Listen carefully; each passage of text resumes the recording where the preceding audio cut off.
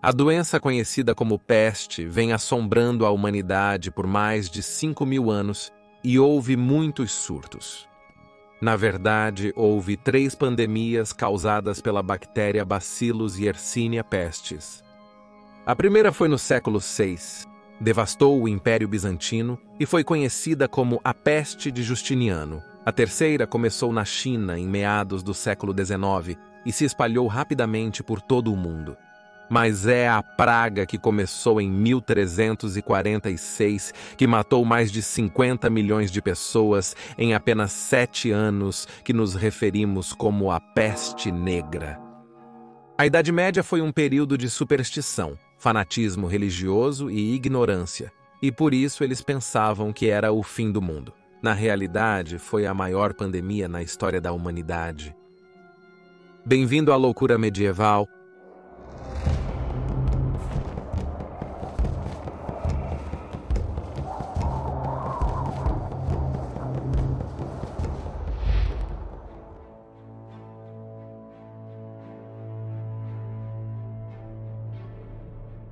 Loucura medieval. A bactéria Yersinia pestis. Loucura medieval. Ela se espalha entre roedores selvagens, nas áreas onde sua população é mais densa. Essas áreas são conhecidas como reservatórios de praga. Os problemas surgem quando roedores que vivem em lugares habitados por humanos se infectam. O rato de casa, também chamado de rato preto ou rato de navio, gosta de viver perto das pessoas, ao contrário dos ratos marrom e cinza. E é isso que o torna perigoso. Geralmente leva até 2 semanas para a doença matar uma colônia de ratos contaminados, tornando difícil para suas pulgas parasitas encontrarem novos hospedeiros. Mas eventualmente, as pulgas não têm escolha a não ser abandonar os roedores moribundos. Famintas e desesperadas, elas atacam os humanos. Uma pulga que carrega a bactéria da peste pode infectar uma vítima humana de 2 maneiras diferentes. Ao morder seu hospedeiro, a pulga passa a bactéria para a corrente sanguínea, logo antes de começar a se alimentar. Ou, porque existem bactérias nas fezes da pulga infectada, ela pode ser transmitida através de qualquer corte ou abrasão na pele do hospedeiro.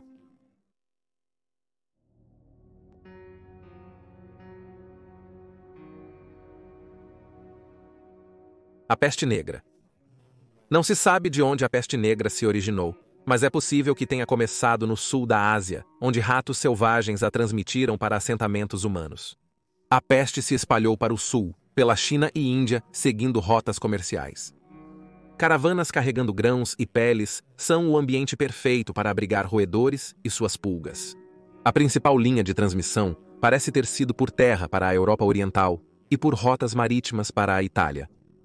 Cafa, que agora está na atual Ucrânia, foi estabelecida pela República Marítima de Gênova em 1266 e era um porto principal para seus navios mercantes, com o acordo do Khan da Horda Dourada. Mas o relacionamento entre os comerciantes italianos e seus anfitriões turco-mongóis sempre foi tenso. Em 1307, os mongóis prenderam todos os italianos que viviam em Sara, a capital da Horda Dourada, e eles sitiaram Cafa. Os genoveses abandonaram sua cidade. Mas o novo Khan Osbeg acolheu os italianos de volta de braços abertos, e na década de 1340, Cafa era novamente um porto próspero. Em 1345, uma nova troca de Khan colocou Cafa novamente sob cerco.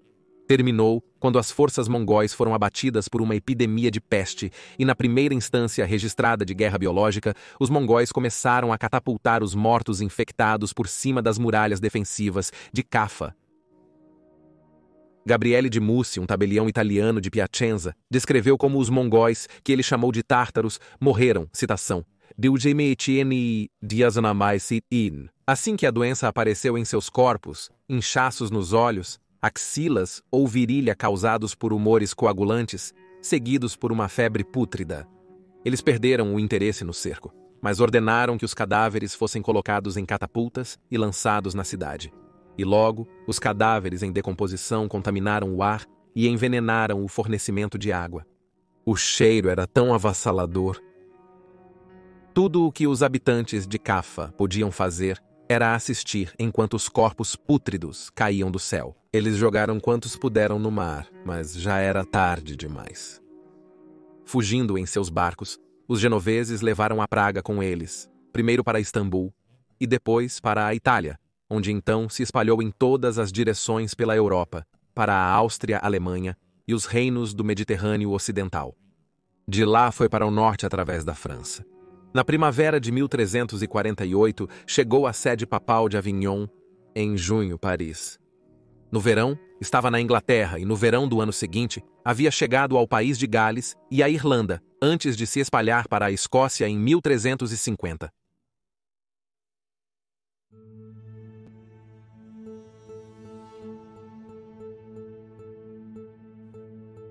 Os sintomas da doença permaneceram consistentes em toda a África do Norte, Oriente Médio e Europa, e se manifestaram em diferentes formas.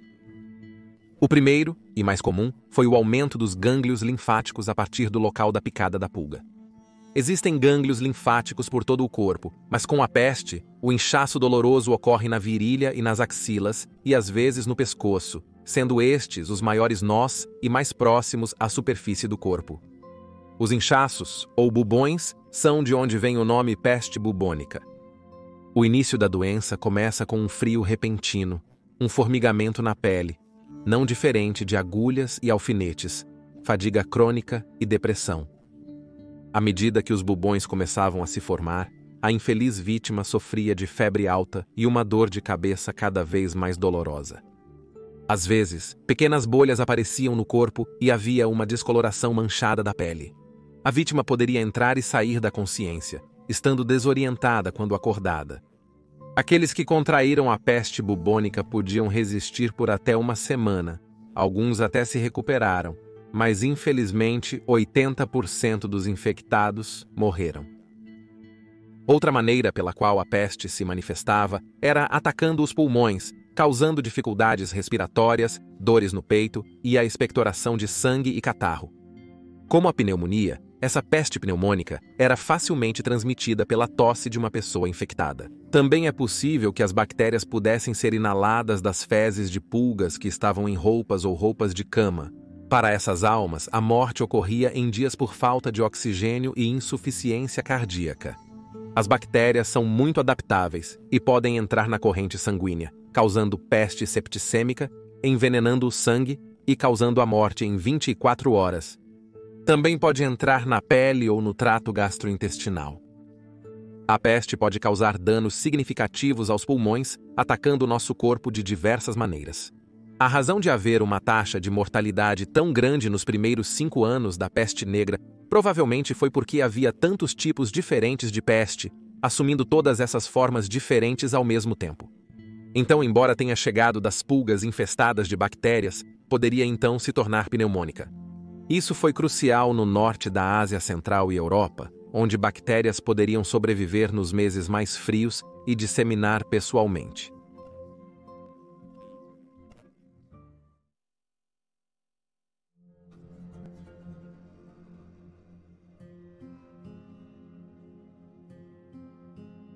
A Europa do meio do século XIV não era o continente atrasado e sem iluminação que muitos acreditam.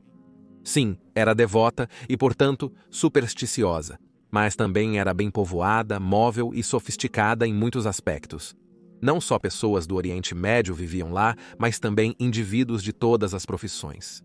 De soldados a peregrinos, comerciantes a burocratas. E não havia lugar mais rico em comércio e negociação do que as cidades do norte da Itália. Embora estivessem lotadas, por exemplo, Florença tinha uma população de 10 mil. Em 1347, também eram lugares ricos para se viver, atraindo pessoas de toda a Europa.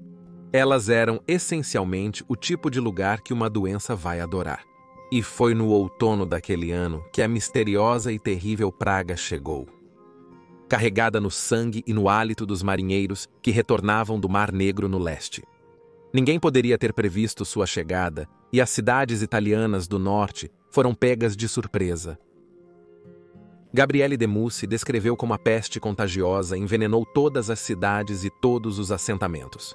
Como citação, a morte entrou pelas janelas, e quando a doença infectava toda a família de quem a contraía, e aqueles que se preparavam para enterrar os mortos eram acometidos da mesma maneira. A Itália estava na linha de frente de uma doença incompreensível que ameaçaria tudo o que eles prezavam, desde a família até a religião. E ninguém estava preparado para o horror e a velocidade com que se espalhou. Em apenas 3 meses, 20% da população estava morta. Uma explicação para a praga que estava circulando era a tese do veneno, e isso estava em desacordo com a crença medieval usual de que a doença era causada por um desequilíbrio dos 4 humores. Gentile de Foligno foi um dos primeiros médicos a sugerir isso como causa, afirmando que, cito, vapores venenosos foram contraídos pela expiração e inspiração do ar, o que significa que o contágio seria passado de homem para homem e de região para região. Embora ele tenha mencionado outras razões para a causa da praga como sendo eclipses, uma conjunção dos planetas e putrefação fétida, provocada por ventos de poças de água estagnada, esterco de animais e corpos em decomposição. Gentile logo percebeu que a praga era imparável, dizendo que a peste era, cito, mais terrível do que qualquer coisa vista antes. Nunca se presenciou uma doença de malignidade comparável. Gentile fez o seu melhor para tratar os doentes. Ele aconselhou que eles não deveriam deitar de costas ao dormir e que deveriam comer alface. Ele também aplicou uma mistura de resina de goma, raízes de lírios brancos e fezes humanas secas àqueles pacientes com sintomas avançados, esperando que o corpo pudesse de alguma forma se curar sozinho. Claro, o tratamento falhou, e infelizmente, Gentile sucumbiu à peste negra, ele mesmo, no dia 8 de junho de 1348. Para cristãos, muçulmanos e judeus, a oração seria a primeira ofensa contra o que parecia ser, para a maioria, o juízo final. Talvez a medicina pudesse ajudar. Os remédios padrão da época pediam ervas e especiarias que bloqueariam o ar venenoso e fortaleceriam o corpo. Ingredientes de cheiro pungente e sabor forte eram populares, como as chamadas especiarias quentes como noz moscada, gengibre e coentro. Os ricos e prescritos remédios à base de ervas que continham ingredientes caros, como âmbar cinza, que é especialmente pungente. O âmbar cinza é produzido no sistema digestivo das baleias cachalote antes de ser vomitado no oceano. Esta substância rara ainda é muito procurada e usada em perfumes hoje. A queima de absinto era recomendada e o vinagre era muito usado, embebido em esponjas ou pano antes de ser levado ao rosto.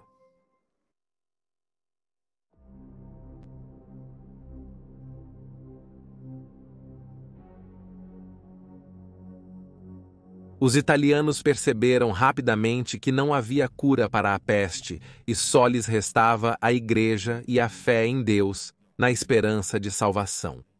Mas a religião provou ser de pouca proteção contra a peste.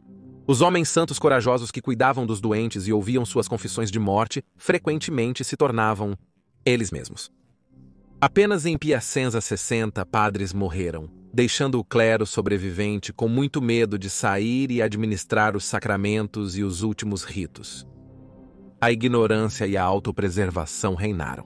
Havia quem acreditasse que a peste negra poderia ser transmitida apenas pelo olhar para um infectado.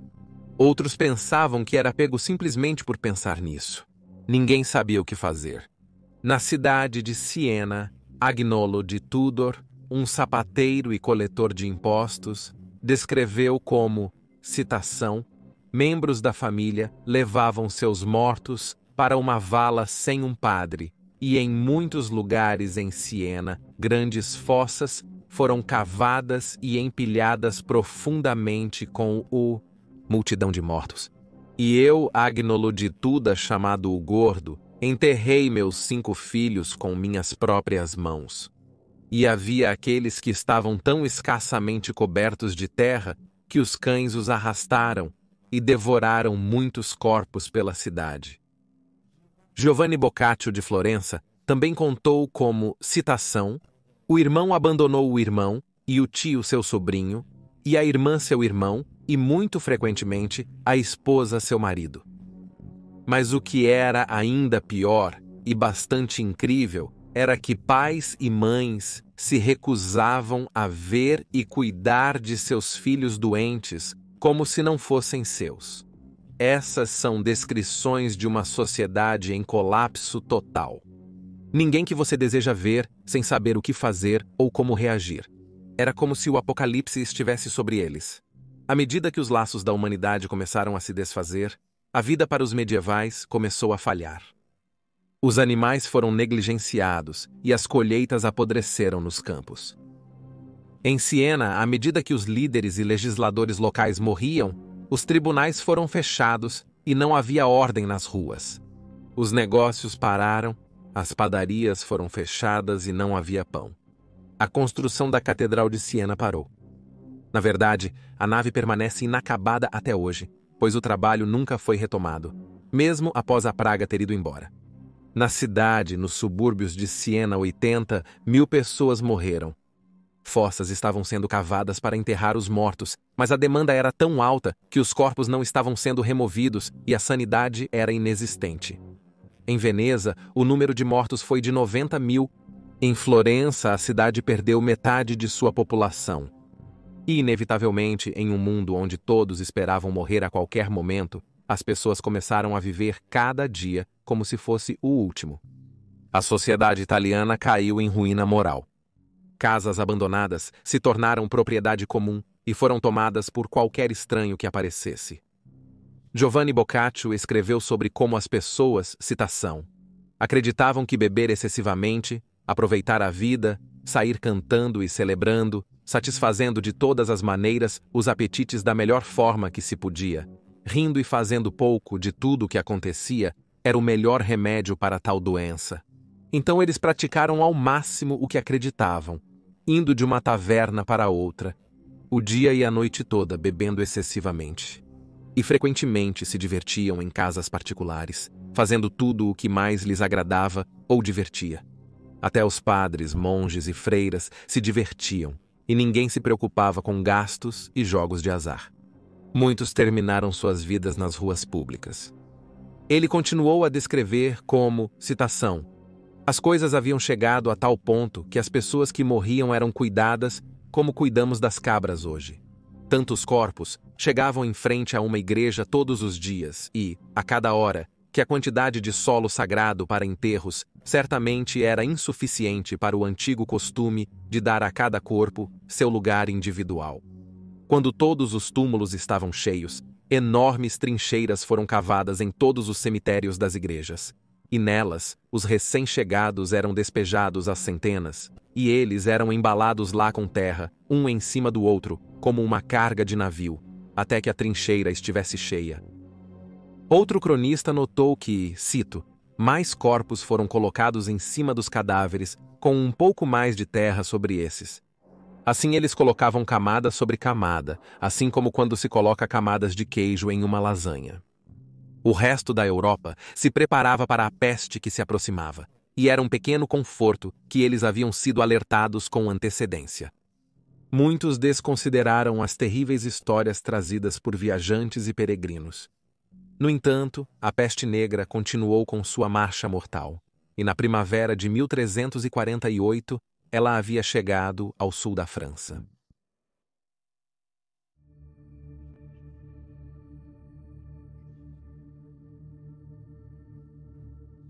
Muitos acreditavam que a Igreja Católica havia falhado com o povo, e agora apareceu um grupo de extremistas como consequência disso.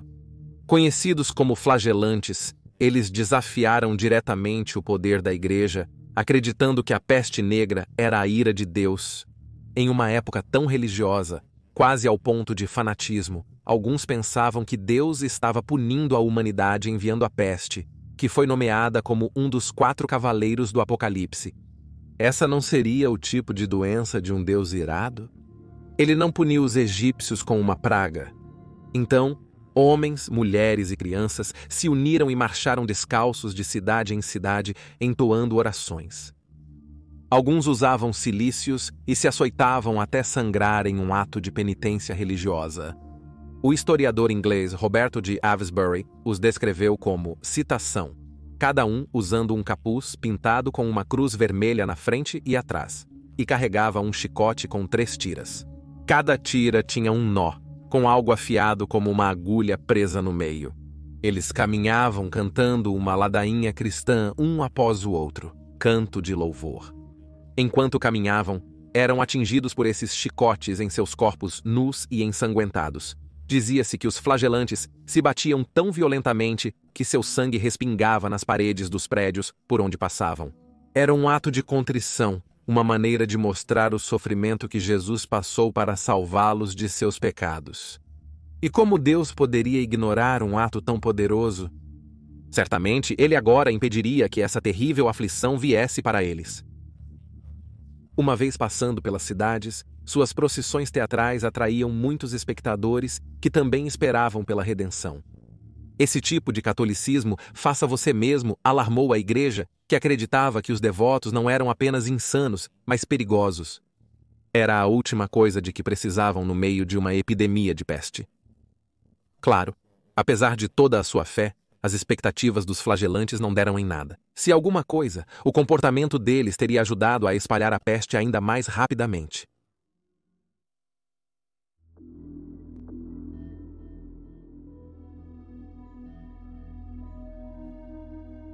Então, o que era que Deus estava tão irritado?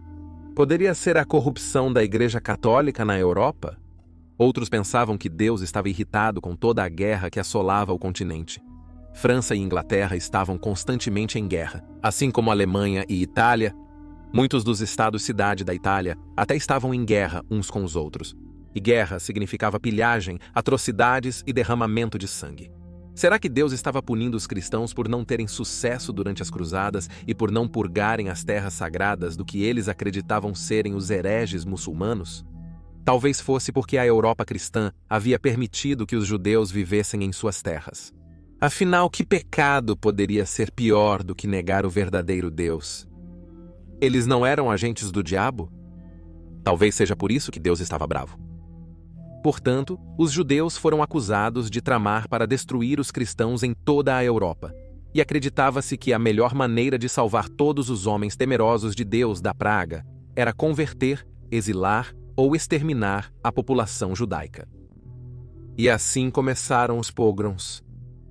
Os judeus estavam morrendo da peste negra, mas os cristãos alegavam que estavam morrendo em uma taxa menor do que eles mesmos.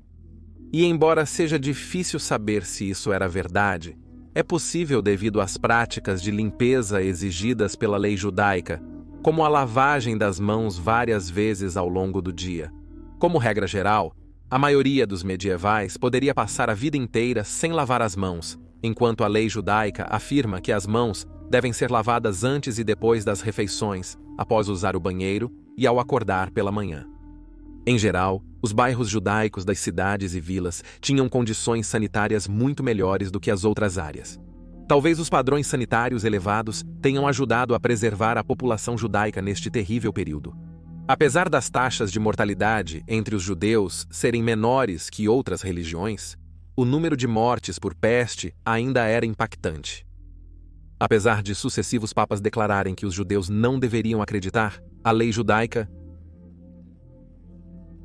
A situação se tornou tão incontrolável e as pessoas tão desesperadas por alguém para culpar que a palavra de um homem piedoso, mesmo um tão poderoso quanto o Papa, não tinha influência. Um bode expiatório foi procurado e rumores começaram a circular que a fonte da peste havia se originado na água. Alguém envenenando os poços. Nas cidades francesas de Carcassonne e Narbonne, na primavera de 1380, judeus foram arrastados de suas casas. Dizia-se que estavam em posse de certos pós e foram acusados de envenenar a água potável. Muitos judeus foram torturados e havia queimadas na fogueira todos os dias.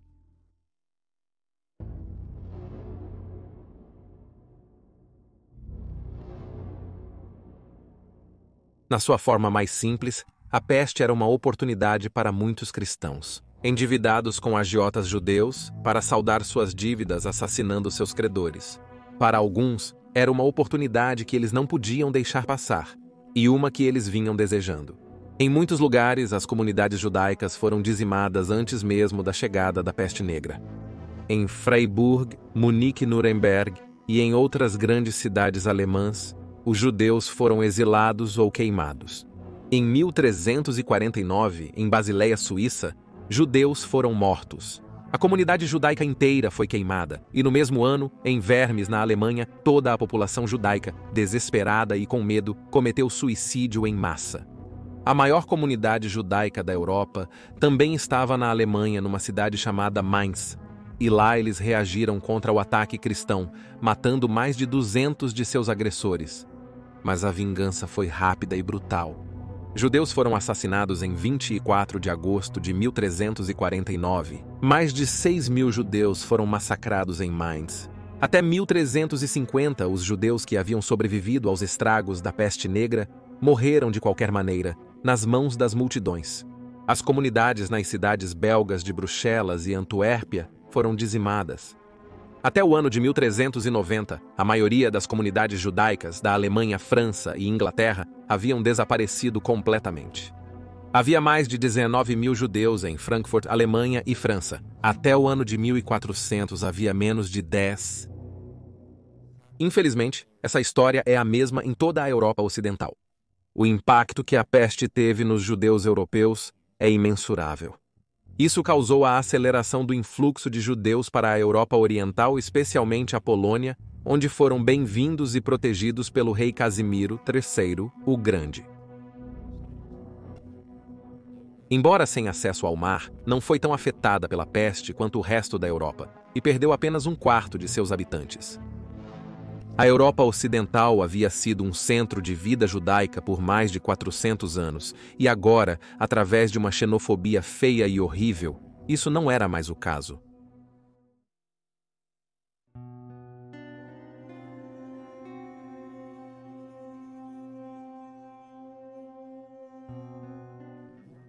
Roma já não era mais o centro da cristandade. Por muitos anos, os papas residiram em Avignon, que agora era um centro de arte, política e teologia. A corte papal era uma grande preocupação, com entre 600 e 700 pessoas, um lugar de patronato e poder. E nesse momento, era o Papa Clemente VI quem detinha a autoridade. Certamente, como representante de Deus aqui na Terra, ele salvaria as pessoas. Ele organizou ativamente serviços extras na igreja e procissões religiosas que tinham como objetivo diminuir a força da peste que se aproximava, reduzindo a ira de Deus, mas isso não teve efeito. Assustado e perplexo, Clemente recorreu ao seu talentoso médico, Guy d'Astrolac. Guy era um firme crente na teoria do miasma, uma crença de que as doenças eram causadas por ar nocivo. Ele aconselhou o Papa a se isolar de todos. Ele recomendou que ele, citação, afinasse o sangue com sangrias, fortalecesse o coração com frutas e coisas de bom cheiro, e purificasse o ar com fogo. O Papa Clemente seguiu as instruções de Guy e se isolou de todos, incluindo seus servos, e constantemente ficava entre 2 enormes fogueiras de troncos. Com medo por sua própria segurança e desejando fugir da cidade, Guy ficou porque queria evitar ganhar uma má reputação. Ele trabalhou incansavelmente para tratar os doentes, mas teve que admitir que, citação, os médicos não podiam ajudar de forma alguma. Eles não conseguiram nada. Para as pragas anteriores havia alguns remédios, para esta, nada. Embora ele tenha dito que, citação, me preservei da melhor maneira que pude, no entanto, para o final da mortalidade, caí em uma febre contínua, com um apóstema na virilha. Inevitavelmente, Guy contraiu a doença e, incrivelmente, tratou-se incisando os bubões. Ele escreveu mais tarde, citação, e estive doente por quase 6 semanas, e estive em tão grande perigo que todos os meus amigos acreditaram que eu morreria, e o apóstema amadureceu e curou, e eu escapei, por ordem de Deus. Fim da citação. Após sua notável recuperação, Guy trabalhou incansavelmente para tentar encontrar uma causa e uma cura para a peste, realizando autópsias nos mortos. Milagrosamente, o Papa Clemente e seu médico da corte, Guido Chauliac, sobreviveram à peste negra. Mas fora, pelo menos metade das pessoas de Avignon morreu. Em um determinado momento, 7.000 casas na cidade estavam vazias, e nos subúrbios era ainda mais. 11.000 pessoas foram enterradas em apenas 6 semanas. No final, Avignon perdeu metade de sua população e 1/3 de seus cardeais. Com tantos mortos, o Papa teve que ordenar a consagração de novos cemitérios. As pilhas de cadáveres em decomposição estavam se tornando um problema tão grande que ele até consagrou o rio Rhône para que os corpos pudessem ser jogados nele. Ficou bastante claro que nem mesmo o coração da cristandade havia sido poupado. Enquanto a peste avançava ao norte, o rei Filipe VI da França pediu um relatório à Faculdade de Medicina da Universidade de Paris. Ele queria saber a causa dessa terrível praga que estava a caminho. No que foi considerado a informação científica mais atualizada disponível naquela época, o relatório afirmou que a primeira causa era que, citação, no ano de Nosso Senhor 1345, precisamente 1 hora após o meio-dia, no 20º dia no mês de março, houve uma grande conjunção de 3 planetas superiores em Aquário, e que uma conjunção de 2 planetas, a saber Marte e Júpiter, provoca uma grande peste no ar. Em segundo lugar, a causa parecia ser por causa de uma, citação, corrupção do ar. Ao mesmo tempo em que surgiam as conjunções, isso se espalhava e se multiplicava por frequentes rajadas de vento espesso, selvagem e do sul. Assim, o ar corrompido, quando é respirado, penetra até o coração e corrompe a substância do espírito. E a faculdade recomendou que, citação, deve-se humildemente voltar-se para Deus, manter-se longe do brilho do sol, e quando o ar se torna excessivamente quente, pode ser melhorado derramando água fria, fornecendo os quartos com rosas e violetas, certificando-se de que tudo que é comido e bebido está frio. Quando o ar está muito quente, pode ser refrescado com água fria. Tenha cuidado com exercícios físicos e banho.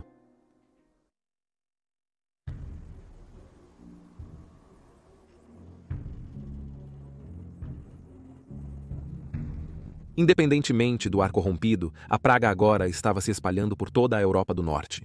No verão de 1348, a peste negra havia atravessado o canal e atacado os portos do sul da Grã-Bretanha. Do total de 5 a 6 milhões de mortos na Batalha do Norte, 90% eram habitantes rurais que trabalhavam na terra. Por séculos, os servos pagavam aluguel aos seus senhores por suas pequenas propriedades. Para muitos, a vida era dura. O trabalho era exaustivo e, por muito pouco retorno, a maioria apenas conseguia sobreviver. O rescaldo da peste negra faria com que suas vidas mudassem de maneiras bastante inesperadas. Não surpreende que o porto de Bristol tenha sido uma das primeiras cidades grandes afetadas. Era a segunda maior cidade da Grã-Bretanha e um importante centro comercial. O cronista Henrique Knighton notou que, cito, que toda a força da cidade de Bristol pereceu, pois foi surpreendida pela morte súbita. Pois poucos mantiveram suas camas por mais de 2 ou 3 dias, ou até mesmo meio-dia. Outro chamado Geoffrey o Padeiro escreveu que, cito, a praga chegou à Inglaterra e começou primeiro nas cidades e portos, e finalmente se espalhou por todo o lugar. Espalhou-se por toda a Inglaterra e devastou tanto as pessoas que deixou o país completamente vazio de habitantes, de modo que quase não restaram vivos. Em Suffolk, na grande aldeia de Walsham-la-Willows, as mortes começaram em 1348, e ao longo de um período de 4 meses, deixaram apenas 600 sobreviventes de uma comunidade outrora próspera de entre 12 a 15 centenas de pessoas. A peste se espalhava rapidamente, avançando até 6 milhas por dia. Em um período de 6 a 8 meses estava na Escócia, e em 1350 estava na Escandinávia, nos países alemães, e havia chegado à Rússia. Um homem de Walsham, que assistiu ao início das mortes em maio de 1349, era Nicolau Denny. Ele só pôde assistir enquanto primeiro perdia seu irmão mais velho Guilherme, seguido de perto por sua esposa, e depois seus 3 filhos. Então sua mãe também pereceu. Essa história é ouvida repetidamente em muitas aldeias por toda a Inglaterra. Em Jarrow, 80% das pessoas morreram. A vida cotidiana, como era antes, chegou a um impasse. A escuridão, o choque e a tristeza devem ter sido horríveis. Nicholas ficou com a casa do seu irmão e 3,5 hectares de sua terra, além de 5 hectares de sua mãe. Ele estava 3 vezes mais rico do que antes da chegada da praga. O mundo havia mudado, e muitas das famílias camponesas na Inglaterra conseguiram se beneficiar após a praga. Havia uma escassez de trabalhadores, artesãos e servos, então salários mais altos e aluguéis mais baratos podiam ser exigidos. Quem iria cortar o milho, consertar o telhado, servir os grandes senhores e senhoras? A velha ordem estava mudando. A ordem estabelecida estava mudando e sob ameaça. Muitos eram vinculados legalmente aos senhores, mas abandonaram isso para buscar trabalho melhor remunerado. Quem iria impedi-los? Em pânico, em 1349, no meio da pandemia, o rei Eduardo III aprovou uma lei que exigia que os trabalhadores aceitassem salários no mesmo nível de 5 ou 6 anos antes. Limitou-se a liberdade dos camponeses para buscar trabalho mais lucrativo e aplicaram-se multas. Mas as leis falharam devido a uma mudança avassaladora na atitude de uma classe trabalhadora agora relutante. Muitos sobreviventes das áreas rurais foram agora atraídos para as cidades em busca de melhores perspectivas e novos começos à medida que a servidão desaparecia. A peste negra tem sido chamada de um ponto de virada na história. O sistema feudal havia desmoronado. O sistema feudal colapsou. O respeito pela estrutura de classes diminuiu, e os supostos especialistas acadêmicos perderam crédito. Contra todas as probabilidades, a Europa havia sobrevivido. E embora a peste voltasse em ondas a cada década ou mais, as pessoas aprenderam a conviver com ela. Na Europa, os sobreviventes começaram a reconstruir suas vidas. O Papa agradeceu a Deus e pediu que os peregrinos começassem a viajar novamente. Na Itália, que já esteve na vanguarda da epidemia, houve uma mudança tão grande na sociedade, cultura e religião que levou ao Renascimento, uma das maiores efusões de arte, literatura, ciência e arquitetura que a humanidade já viu. Provavelmente foi o pior século para se estar vivo, mas a humanidade sobreviveu à peste negra. A peste negra? A peste negra acabou desempenhando um papel importante na ruína da era da Guerra Civil de Sócrates, no século XX, com os diferentes eventos ao seu redor, e no Minmadzina. Mesmo hoje não podemos explicar o que era essa peste negra. Uma teoria é que era um híbrido letal das pestes hemorrágica e bubônica, mas por enquanto a doença permanece um mistério. Obrigado por assistir ao nosso documentário sobre a peste negra. Por favor, comente se gostaria de mais noites tardias como essa aqui. Curtam, inscrevam-se. Sugiram ideias para cobrirmos. Se gostou, inscreva-se no canal. Lançamos vídeos todas as sextas. Espero vê-los em breve. Saúde!